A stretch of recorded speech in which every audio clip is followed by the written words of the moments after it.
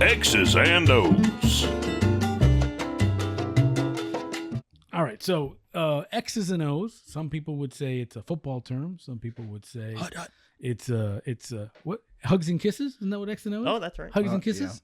Yeah. The X is the hugs, right? That's and right. The O is the kisses. This is in beeper days, right? Beeper codes? No, I think you code? just went 143 on beeper code. That was I love you. Remember No that? XOXO. You're Dr. Beeper from Caddyshack, aren't you? Dr. Beeper from Caddyshack. You're Dr. Beeper. All right, here we go. 3, 2. All right, so this is our buddy Matt H. It's easy to grin when your ships come in. I christened thee. The Flying Wasp, right? Yeah. That's right. Hey, it's a parking lot. Let's go. No offense. So, dear, this is from Matt H. What does the H stand for? Hastings, Hopkins, We try to keep the last names for his privacy. Yeah, anonymous. You see how English? You were in London. I just dropped privacy. Privacy. Oh wow. Except that That's a means good bathroom. segment. Let's keep to the schedule. Dear segment. crew, love the show. Matt, you know how to start an email, my friend. Dear crew, love the show. So I have a question for you regarding cigar lounge etiquette overseas. I'll be traveling to Europe for business in the next coming months, and I had some downtime where I plan to visit a few cigar lounges while I'm there.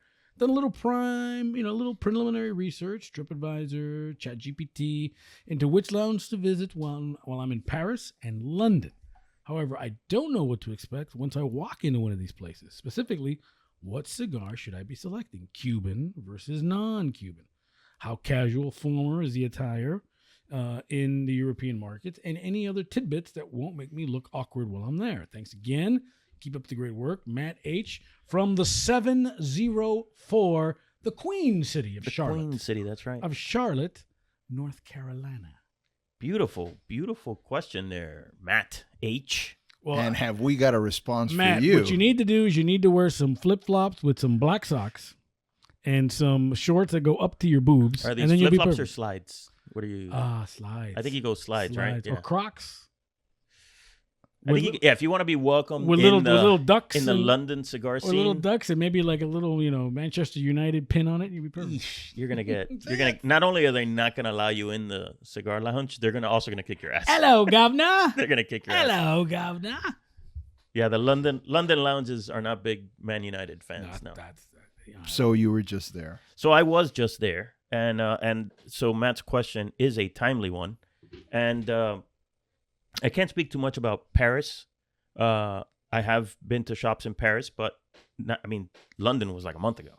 So yeah, the scene. If you are going to smoke indoors in Paris, you kind of have to dress up a bit, because in London or in all of England, to smoke indoors, you have to smoke in a sampling room.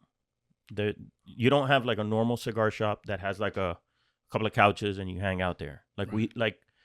It doesn't work at all like the cigar scene here in the United States. Okay. Most of your smoking is done outdoors.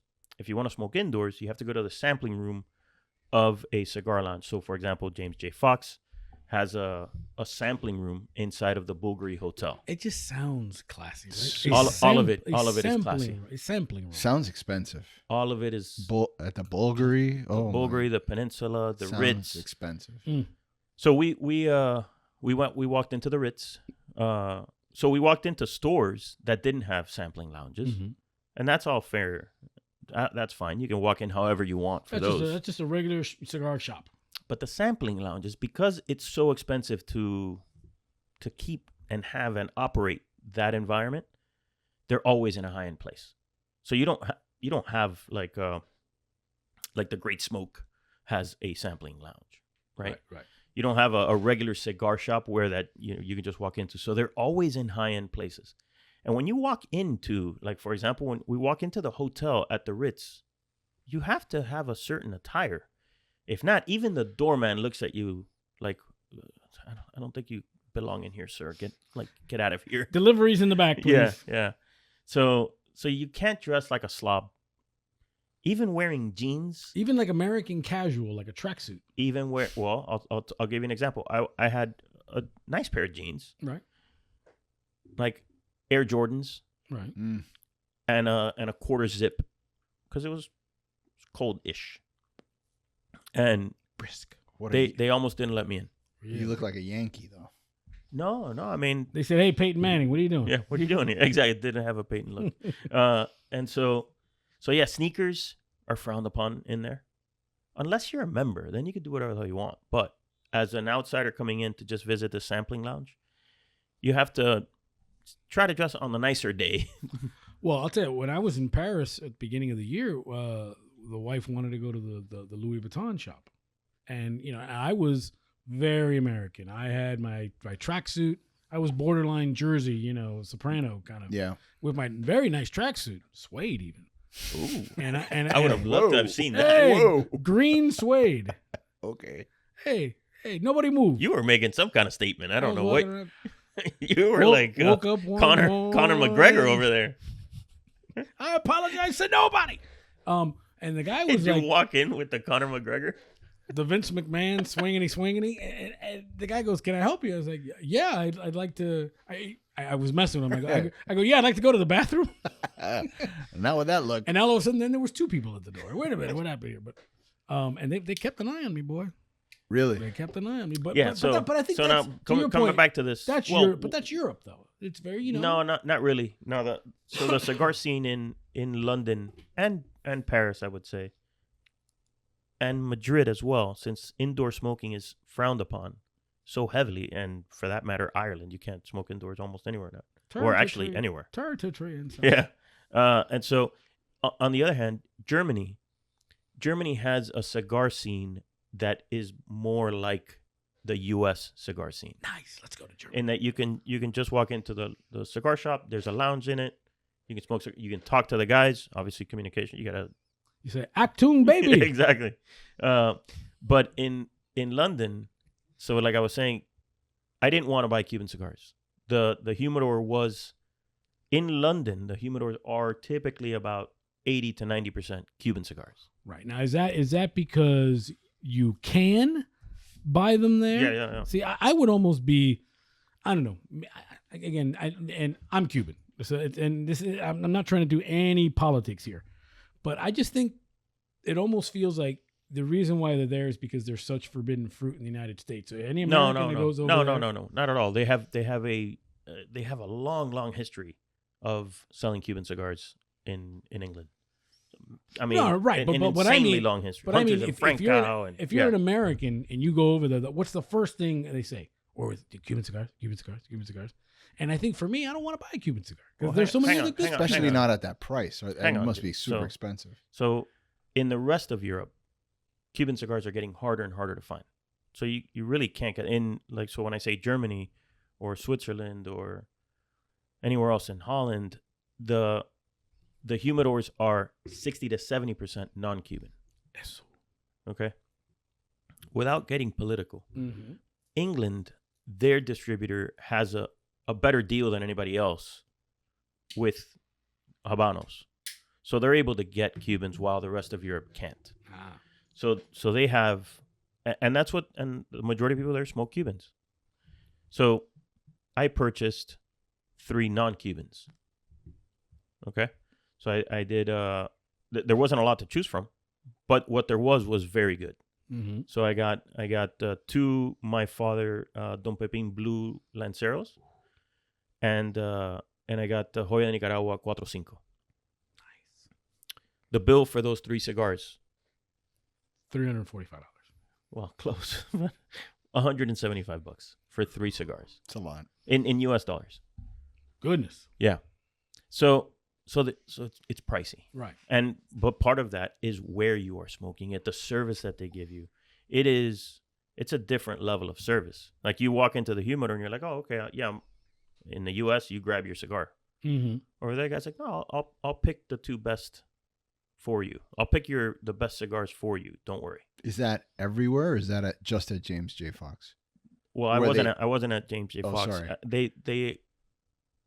I was at the Ritz. Okay. The sampling room at the Ritz. And by the way, shout out to Simone. He was awesome. Italian guy. Simone, he was awesome. So they pick out your cigar. They cut it for you. They light it for you. The whole thing is a ritual. They come out with a little cart. I mean, it's how do you want $300, please. Yeah. How do you want it cut? The whole thing. So it's a high level of service. Really well. Like that part is very well done. The prices. My problem with the prices. It was $175. That's not what I. You can or you can't, and that's right, fine. Exactly. Treat yourself. No, but you either can buy that or you can't buy that, and whatever, it is what it is. What I don't like about it is that if you have a 25, a 30-year-old guy who's out of college and has got his first job and he's wants to get into this hobby, he cannot. Are there no other cigar shops that are more approachable than these high-end ones? There are, but then you can't sit down and smoke, and you have no. Yeah. So you have no way to sort of get into this, right? Right. So here in the United States, in contrast, everybody who's listening to this podcast knows, you walk into any store as a first time, as a newbie, and you talk to the guy at the front and you say, hey man, I'm looking for a cigar, but I don't know much, but I want to, what do you think I should do? Then that guy, hopefully, that tobacconist, hopefully guides you down this path that you're going to take for the rest of your life. And he starts you off and he's like, yeah, look, start with these mild ones.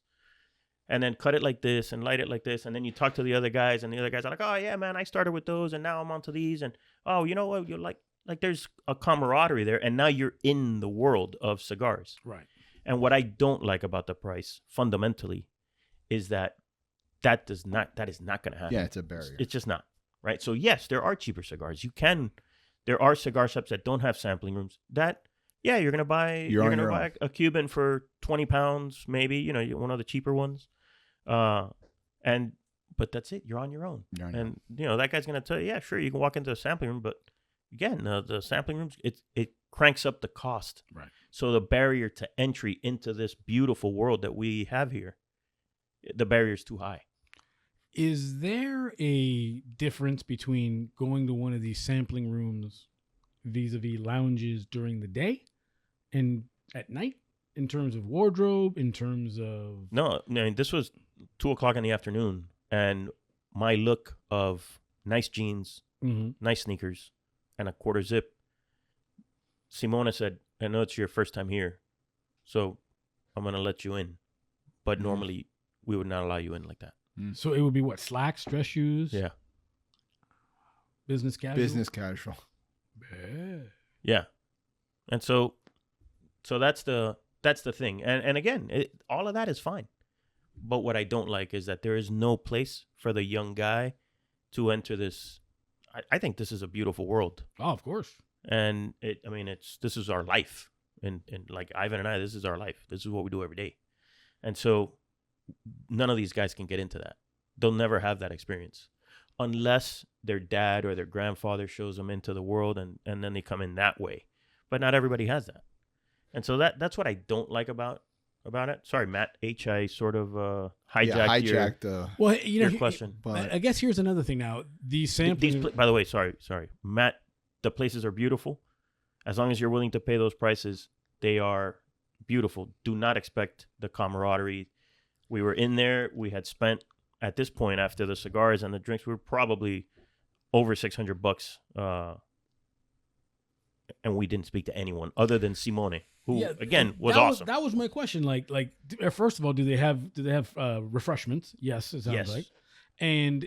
But there isn't that wildness. There isn't that crazy guys playing dominoes in the corner or sports bar. No. And by the way, maybe you don't like that, and that's fine. Yeah. But there's variety here. If you want, like, for example, here in Miami, if you want a domino shop, you can go to a domino shop. If you want a shop where you just have elevated elegance, you have a place like Eric's, Davidoff Hard Rock. You walk in there, you can be by yourself and not be bothered. Right. And you have other places where you can just talk sports, and so we have the variety over there. It's just, that's not there. It's either high end, ultra luxurious, or higher end and even more luxurious. Wow, that'd be amazing. In terms of sampling rooms, like I said, there are shops that are normal cigar shops, but you can't sit there and... All right, I'm going to take Matt's question a little bit more. Okay, so let's say because of either the mood I'm in, the company I'm with, or I don't want to spend, all that money. where can you smoke in Paris, in London, that isn't On the street, in terraces, and like there's coffee shop? a lot of restaurants have an outdoor area where smoking is allowed. A lot of bars. Perfect. It's not like Toronto where you No. I mean, I didn't buy your cigar and hide. No, in the wonderful thing about London, obviously, it's an incredibly walkable city, and so is Paris. Mm-hmm. And so there are restaurants where you can smoke. They have an area, a terrace outdoors where you can smoke. A lot of bars have areas. There's a lot of people smoking. Right. Most of it is cigarettes, or not most. A lot of it is cigarettes. Most of it is vapes. I mean, you can't walk when you're walking in London or Paris. You can't go 30 seconds without seeing someone pulling on a vape. Right. The humidity in that town goes up just for all the vaping going on. It's everywhere. Yeah. Everywhere. I mean, if they wanted to curtail smoking, boy, or curtail nicotine use, they did not. They increased it. But you know what? I think it's. But there is something also, Matt, to, you know what, putting on that suit. It's a certain respect they give to it, which I appreciate. It's fine. It's part of their culture, which they want a little bit of formality to it. Does it make it a little, harder for younger people? No, nearly impossible. But there's a certain respect that they give. I love that part of it. That's great. I love that part of it. Yeah. Giving it the, like you say, the respect that the product deserves. Yeah. I love that. Absolutely love it.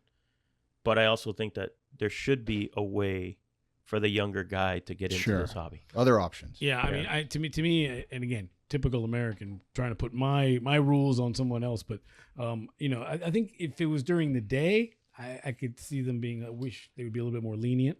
At night, gotta have a jacket, gotta have some nice pants, some dress shoes. Okay, cool, that's fine. I mean, let's be honest. These wardrobe rules, these rules where you have to have a certain type of clothing to walk in here, it's just a way to turn you away. Sure. He could have turned me away, but he knew that I was going to spend money there. Right.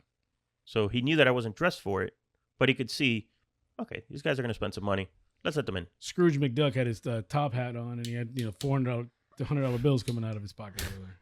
No, it's really that. That's just a way to turn away a clientele that you don't want in. Yeah, and I get that, but we do have a lot love of European listeners, so we'd like to hear your feedback and your 2 cents from people who actually live there and what your opinion is. What do you like that? Do you wish it could change? And how did you sort of assimilate into it? Yeah, well, like I said, I think that the younger guys won't give us any feedback because the younger guys are not going to be a part of our audience because they're not in this world. So what I would like to know is from the older audience is, do you agree with what I just said about limiting this to this particular part of culture? And by the way, these are places that are trying to create an age gap. Like, so I forget what they call it, what the wording is for it, but they're trying to create a law where if you were born after a certain year, you cannot buy tobacco products. Jeez. Yeah, that is on the books. Jeez. God willing, that never passes. Because no kidding. Yeah, it's like a prohibition. You're talking about cutting off your demographic for future sales. Yeah. Wow. Obviously, the people and the retailers are not at fault for this. Right. This is the system that has been shoved down their throats, right? So I'm not blaming them. This is a government problem. But yeah, I'd like to know what I mean, by the way, having said what I said about smoking indoors in London, we smoked a lot. We smoked every day as much as we wanted because it's such a walkable city and we weren't in a car or on a train all the time. We were like, I watched an Arsenal match at the Gunners pub and we were smoking cigars with other guys there. Yeah. It was like an outdoor patio where you could watch the game, and it was an awesome experience. Well, loved it. One of my favorite moments in Paris was shout out to the 2 Greek dudes that we hung out with. Those guys were awesome. Zarba! Yeah, great dudes. When I went to Paris, because my wife runs a lingerie company, so she had a fashion show out there, and she was working, and my kids were jet lagged, so they were passed out in the hotel room. So I went downstairs.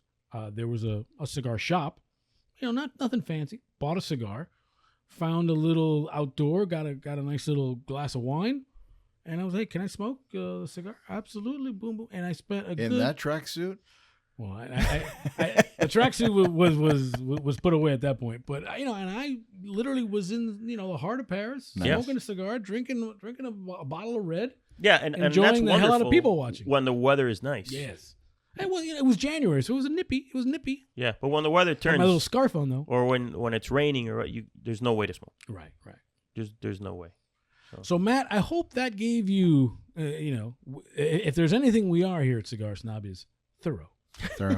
I don't know. I think we hijacked this. No. I think Matt's going. Wait a minute. I got to play this back, play it back, and play it back. So Matt, as reward for your good deed, what happens? Matt, you're gonna get a Cigar Snob swag pack that we will send you. We will just need to know your shirt size number, and we'll get you some stickers, hats, maybe a lighter. Skinny jeans. Especially when you go to Paris. No, you're gonna need slacks. I'm gonna have to get some tailored slacks. No, you're on your own for those. But thank you for the feedback, Matt. You'll get that stuff. By the way, if you guys want to win other stuff, you don't have to just hope that your question gets answered on the Cigar Snob podcast. You can tune in every single Friday, internationally known, at 3 p.m. Eastern, to our social media feeds, our YouTube, our Instagram, our Facebook, and our X. And we go live every single Friday at 3 p.m. and we give away incredible prizes. We're right now in the middle of Dunbarton Tobacco and Trust Month, so the prizes are amazing. Next month, I think, is Espinosa, so there's going to be awesome swag then. So anyway, check that out. Go to the Cigar Snob Mag Instagram accounts. Yeah, and then we're starting to see the winners, sending us them using their. I saw the coffee maker. Yeah, that was awesome from La Aurora. Yeah, I saw some of the ashtrays. When I was on the show, we gave away this cool was rubber kind of silicone ashtray. Very cool. Yeah, outdoor ashtray. Yeah, very cool stuff. So yeah, man. So we're here for you. And you know who else is here for us, Simon? Villiger Cigars. Hey. So segueing from European retail stores to a European gold standard in cigars, Villiger Cigars. Back in 1888, Villiger Cigars began a legacy that is still shaping the world of premium cigars today. The same heritage that inspired the Villiger 1888, the first handmade premium cigar to proudly carry the Villiger name. Now the tradition continues with two standouts, the Villiger 1888 Nicaragua and the Villiger 1888 Dominican Republic. The 1888 Nicaragua, rolled at the Villiger de Nicaragua in Esteli, delivers a medium-bodied profile layered with notes of wood, natural tobacco, earth, and pepper. All the depth and complexity that Nicaraguan tobacco is known for. Meanwhile, the 1888 Dominican Republic offers a perfectly balanced medium-strength experience crafted from select Dominican tobaccos that showcase the Villiger's unmatched blending expertise. So whether you're drawn to the bold richness of the Nicaraguan or the refined balance of the Dominican Republic, both celebrate Villiger's dedication to quality, tradition, and over 130 years of craftsmanship. If you haven't had one, go out and try one today. Thanks for watching Cigar Snob on YouTube. If you enjoyed that, be sure to like, comment, and subscribe. If you want to check out more of our content, go to the channel and you'll see mail time videos, podcasts, interviews with cigar insiders, and photo shoots with smoking hot models. And if you want even more Cigar Snob in your life, we will print a magazine and ship it straight to your house. It's a crazy idea, I know, but we're trying this out. Cigarsnob.com to do that. And otherwise, we'll see you later.